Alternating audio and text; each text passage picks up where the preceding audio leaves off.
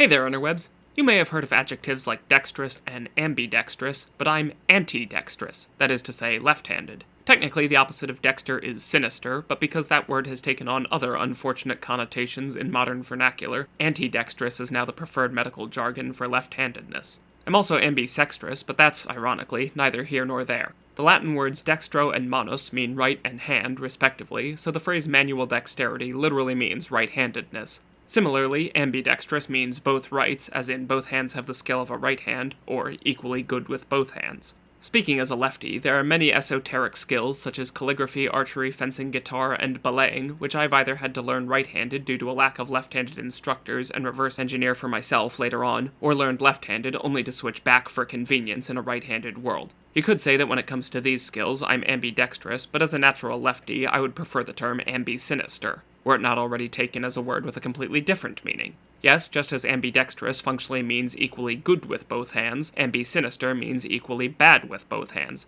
really just cack-handed all around. This is also sometimes given as an alternative definition for antidextrous. Sometimes, the world just seems stacked against us lefties, and I'm not talking exclusively about humans. A snail with a shell that coils counterclockwise is known as a dextrogyre, meaning right circling, and a snail with a clockwise coiling shell is called a levogyre, no points for guessing its meaning. The latter are relatively rare, so when one was found in London, it became a minor internet celebrity and was named Jeremy after MP Jeremy Corbyn, who is also left-leaning and enjoys gardens. While Jeremy's namesake is far from a monarchist, snails whose shells coil contrary to what is normal for their species are known as snail kings, although it should be noted that the majority of terrestrial snails like Jeremy are simultaneous hermaphrodites. A public campaign was then launched to find a mate for Jeremy, as it is very difficult, if not wholly impossible, for two snails of opposite twists to copulate. Although a mate was eventually found, all 56 of their offspring were righties. Speaking of left versus right in reproduction, did you know that each testicle has its own name? They are the lefticle and the dextricle, and again, no points for guessing. Curiously, the lefticle usually hangs lower, but the dextricle is bigger for most men. The classical sculptors got this the wrong way around, and Professor Chris McManus won the 2002 Ig Nobel Prize for Medicine for discovering this. His report, Scrotal Asymmetry in Man in Ancient Sculpture, was the cover story for the February 1976 edition of the scientific journal Nature. Furthermore, the word testicle itself shares a lexical root with legal words such as testify and testimony. The Latin word testis means witness, and testicles stood, or rather hung, as witnesses to male virility, but it may go further than this. Back in the days before security cameras, eyewitnesses could basically make up any story they wanted, making redundant testimonies very important, so in the Roman court system, witnesses had to come in pairs. If you found yourself on the wrong end of Roman testimony, you might be crucified, not unlike a certain famous tradie. The Holy Lance, also known as the Spear of Destiny, is the weapon which pierced the side of Christ while he was hanging out on the cross. Named after the Roman soldier who wielded it, it is also sometimes called the Lance of Longinus, not to be confused with the Shiv of Shortiness. It was not the only instrument of the Passion, or Armis Christi, however. If you look at the cavalry variant of the Russian Orthodox cross, you'll see the Lance of Longinus on the left, but what's that object on the other side of the cross? Why, it's the sponge of Sponginus. Or should that be the sponge of Sponginus? This object was used to offer Jesus a drink while he was crucified, because think about it, he can't exactly hold a cup for himself, nor can someone else easily hold it for him while he's up there. Some biblical translations say that he was offered vinegar, which many people interpret as an act of spite, because who'd voluntarily drink vinegar, but it was more likely posca, a popular Roman beverage which mixed diluted vinegar with other ingredients such as honey or spices, essentially functioning like ancient Roman Gatorade. I make my own, and believe me, it'll quench ya. Thus, giving it to oily Josh was more likely an act of empathy than spite. After all, the New Testament is essentially a book about not being a dick to thy fellow man, as per Christ's teachings. The Romans also had another kind of sponge on a stick called a xylospongium, literally meaning sponge on a stick, or torsorium, used for latrine hygiene. Leading theories posit that it was either what they used in lieu of toilet paper, or that it was ye olde toilet wand. Let's just hope that this wasn't the sponge of sponginess.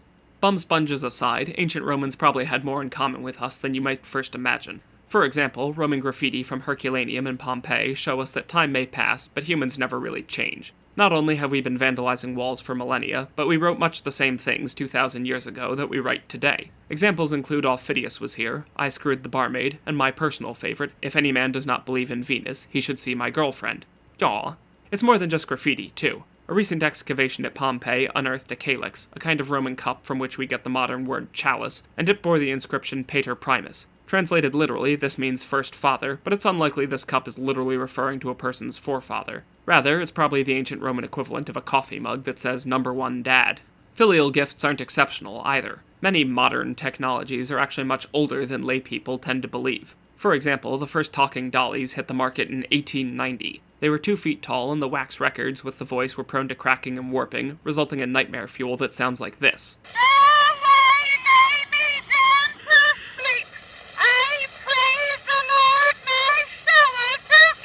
Unsurprisingly, children and adults alike found them disturbing, and their own creator referred to them as his little monsters. That would be Thomas Edison, by the way, who invented them in 1877, the same year that he invented the phonograph, or claims to have invented the phonograph. The man was a notorious thief of other people's IP, which contests the traditional claim that he invented the light bulb. Speaking of, the forebears of light-up sneakers are also way older than you probably think, having been invented, allegedly, by Edison in 1913. These were thick leather work boots with incandescent bulbs mounted in reflective hoods on the toes, designed to allow miners to see where they were stepping in uneven terrain. Obviously, they never caught on, and one thing which probably contributed to their commercial failure was the fact that the wearer also had to carry around a roughly 20-kilo or 45-pound battery in a backpack or satchel to power them. There were also concerns about them electrocuting the wearer when the insulating rubber soles began to wear down. No mention of whether or not they went well with a mohair suit, though. Another example of a surprisingly old, modern technology that grew from utilitarian roots is scratch-and-sniff printing. History's first scratch-and-sniff book was a medical text. It was printed in the 17th century, back when miasma theory was the preeminent theory of disease transmission, and so it contained many examples of, quote, insalubrious and deleterious odors for up-and-coming physicians to study. The 17th century also saw the advent of what was arguably one of history's earliest pop-up books, which was also a medical text, allowing students to conduct paper dissections and reduce demand for real cadavers. Not all technological innovations were intentional, however. Fire arrows were invented by accident. According to the contemporary historian Herodotus, during their 5-decade-long run of conflicts with the Achaemenid Empire, certain Greek city-states would grease the shafts of their arrows with olive oil or warm tallow, either to make them fly faster and farther or penetrate deeper by reducing drag. Then, one night during a siege, high winds blew flames from a brazier onto a bundle of waiting arrows, and the rest is history. Speaking of Greek historiography, a common euhemeristic interpretation of the golden fleece of Greek mythology states that fleeces stretched over frames were used to collect gold from particularly auriferous sections of rivers in the region east of the Black Sea. It might, however, simply be a 3,000-year-old pun. You see, the ancient Greek word for gold, chrysos, is eerily close to the Greek word for ram, krios. Pyritized ammonite fossils can also bear a strong resemblance to golden ram's horns and may have influenced the myth. Although overshadowed by the contemporary California gold rush, the Idaho potato rush was a westward migration of so-called potato miners in the late 1840s and 50s after the Irish potato famine sparked fears that a similar blight might strike the United States. Then, roughly a century after the California gold rush swept across America's Old West, the Southwest saw a new kind of mining rush for the atomic age, the uranium rush. In the immediate aftermath of World War II, the power of nuclear energy was undeniable, and uranium ore became a hot commodity in both the radioactive and economic sense. As demand rose, it brought the price up with it, and thousands of would-be prospectors like Charlie Steen and Vernon Pick flocked to the Southwest to seek their fortunes. That's right, uranium fever was a real thing and not just a novelty song made up for the Fallout soundtrack. With a Mohs hardness of 10, diamond is the hardest naturally occurring material in the world. It's virtually indestructible, so a quick and easy way to clean stubborn schmutz off of a diamond ring is to simply hit it with a few quick blasts from a blowtorch. Scientists don't want you to know this, but in addition to the metric ton, which is approximately 2,200 pounds, there's also the imperial kilometer, defined as 2/3 of a mile. Sure, it's technically 240 feet more than a metric kilometer, but it's like kilobyte versus kibibyte, and while 2/3 may seem like a screwy conversion ratio, it's actually very useful to introduce a factor of 3. Now a mile is simply 1.5 imperial kilometers, 2 miles is 3 kilometers, and 1/3 of a mile is just half a kilometer. This is also why pre-decimal England used the mark and the half mark as accounting terms for 2/3 and 1/3 of a pound sterling, respectively, even though the mark itself was never a coin. If you run in slightly macabre circles, you may have heard of the soap lady. The body of this anonymous young woman was exhumed in the late 19th century and acquired by the ever-controversial Dr. Joseph Leidy for his medical collection, and it is now on permanent exhibition in the Mutter Museum of Philadelphia. Saponification is a process wherein fatty tissue undergoes anaerobic bacterial hydrolysis, producing adipocere, a hard, greasy substance also known as corpse wax or grave wax, and which can be used to produce soap. One unfortunate Philadelphian woman's remains underwent this process to a remarkable degree, preserving her body in this material and earning her the title of Soap Lady. Likewise, another woman inhumed across the river in the swampy soil of New Jersey was naturally preserved by the quantity of salts stored in her kidneys and the high salinity of the soil, which formed a kind of brine, turning her into the Pickle Lady. Demonyms for the people of Tasmania include Tasmanian, Taswegian, and Tasmaniac, similar to how kleptomaniacs suffer from kleptomania. There's also Vandemonian, with these Tasmanian devils really putting the demon in demonym. Their home island is named after the Dutch explorer Abel Tasman, although he initially named it Anthony van Diemen's Land after his sponsor. Likewise, D's nuts are named after Scotch-Aussie chemist John McAdam, so you've probably been mispronouncing their name your whole life. If you ask me, I think Tasmania would make a great name for a cousin or niece in the Addams family, perhaps some sort of Tasmanian devil or thylacine lycanthrope. And speaking of Tasmanian devils, an alternative name for one is a sarcophile, from their generic name Sarcophilus, literally meaning meat lover. In fact, satanic meat lover was one of the early names mooted for the species when it came to the attention of the Western world. Satanic meat lover was also the short-lived name of an extra spicy promotional offering from Pizza Hut, until it got protested out of existence by the usual religious zealots.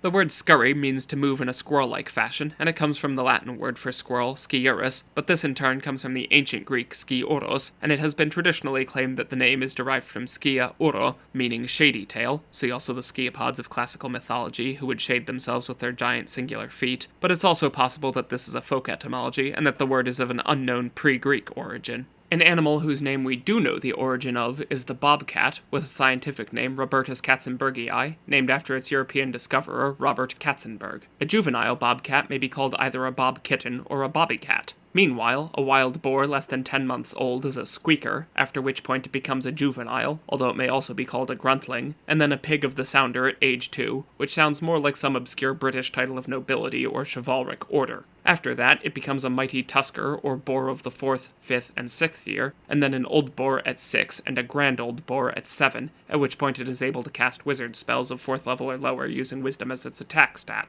Speaking of cats, if you've ever owned one, you probably never had to wonder where the phrase copycat comes from. They're great imitators who learn by watching others, which is why your cat is always getting in the way when you're trying to use the computer. They want to do what you're doing. One thing which you might not know, although you really should, especially if you're thinking of becoming a first-time cat owner, is that because cats learn by observing, if you want yours to use the litter box, Mittens has to see another cat, or lacking one, you, use it first. It's a bit gross, which is why most people don't bring it up, but that's how it goes. One more exotic pet which you don't have to worry about house training is the axolotl. These weird little critters are well known within the scientific community for their neoteny, the retention of juvenile features into adulthood, which makes them technically pedomorphic salamanders. Because the adults still have gills, juveniles of the closely related tiger salamander species are sometimes mistaken for them.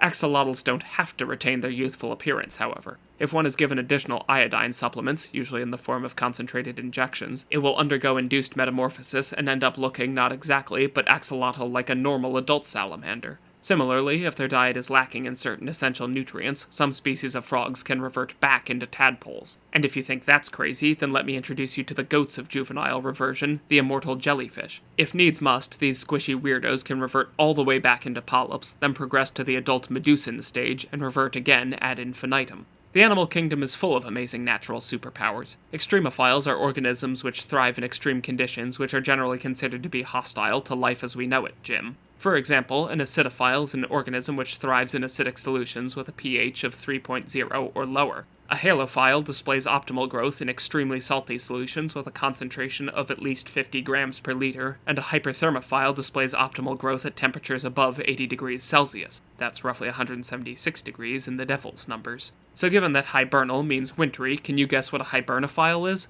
That's right, it's a person with an extreme love of Ireland and Irish culture. You see, Hibernia is the classical Latin name for Ireland, inspired in part by its cold climate. For a more full explanation, click here.